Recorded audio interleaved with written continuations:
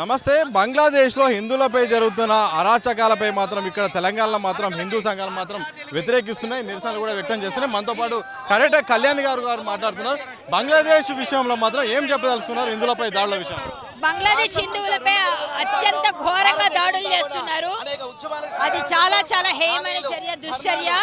ఖచ్చితంగా ఎక్కడ హిందువులకు జరిగిన ఇబ్బంది కలిగిన మేమంతా ఉంటాం, మేమంతా దాడిని ఖండిస్తాం, ఖచ్చితంగా వారికి అండగా ఉంటాం. తెలంగాణలో అంటే హిందువులంతా ఐక్యం కావాల్సిన అవసరం ఉందని పిలిపిస్తున్నారు. ఎందుకు ఇక్కడ పరిస్థితులు ఉన్నాయి ఆ దేశంలో?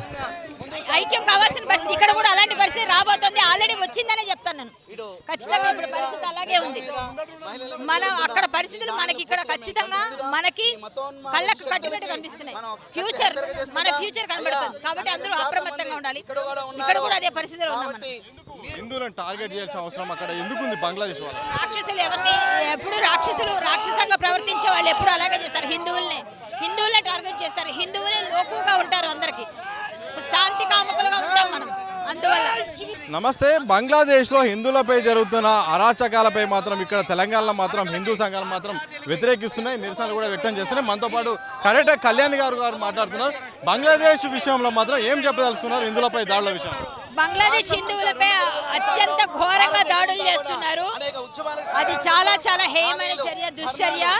ఖచ్చితంగా ఎక్కడ హిందువులకు జరిగిన ఇబ్బంది కలిగిన మేమంతా ఉంటాం, మేమంతా దాడిని ఖండిస్తాం, ఖచ్చితంగా వారికి అండగా ఉంటాం. తెలంగాణలో అంటే హిందువులంతా ఐక్యం కావాల్సిన అవసరం ఉందని పిలిపిస్తున్నారు. ఎందుకు ఇక్కడ పరిస్థితులు ఉన్నాయి ఆ దేశంలో? ఐక్యం కావాల్సిన పరిస్థితి ఇక్కడ కూడా అలాంటి పరిస్థితి రాబోతుంది, ఆల్రెడీ వచ్చిందనే చెప్తాను నేను. ఖచ్చితంగా ఇప్పుడు పరిస్థితి అలాగే ఉంది. మనం అక్కడ పరిస్థితులు మనకి ఇక్కడ ఖచ్చితంగా మనకి కళ్ళకు కట్టుబెట్టి కనిపిస్తున్నాయి. ఫ్యూచర్ మన ఫ్యూచర్ కనబడుతుంది కాబట్టి అందరూ అప్రమత్తంగా ఉండాలి. ఇక్కడ కూడా అదే పరిస్థితిలో ఉన్నాం. హిందువులను టార్గెట్ చేయాల్సిన అవసరం అక్కడ ఎందుకు ఉంది? బంగ్లాదేశ్ వాళ్ళు రాక్షసులు ఎవరిని ఎప్పుడు రాక్షసంగా ప్రవర్తించే వాళ్ళు ఎప్పుడు అలాగే చేస్తారు. హిందువులనే టార్గెట్ చేస్తారు. హిందువులే లోకుగా ఉంటారు, అందరికి శాంతి కాముకులుగా ఉంటాం మనం. అందువల్ల